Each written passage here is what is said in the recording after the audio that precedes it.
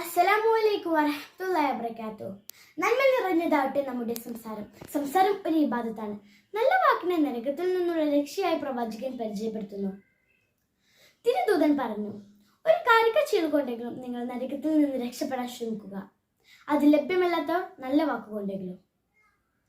മാതാപിതാക്കളോട് മാധുര്യമൂർന്ന വാക്കുകൊണ്ട് സംസാരിക്കുമ്പോൾ ശബ്ദം താഴ്ത്തുക എന്നത് ഇസ്ലാമിന്റെ മര്യാദയാണ്. ഏഷ്ണിയും പരദൂഷണവും അരുത്. നബി സല്ലല്ലാഹു അലൈഹി വസല്ലം പറഞ്ഞു, ഏഷ്ണിക്കാരൻ ഒരിക്കലും സ്വർഗത്തിൽ പ്രവേശിക്കുകയില്ല.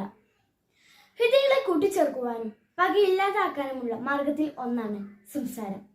എല്ലാ ചീത്ത സംസാരങ്ങളിൽ നിന്നും പ്രവൃത്തികളിൽ നിന്നും അള്ളാഹു നമ്മെ രക്ഷിക്കുമാറാവട്ടെ. ആമീൻ.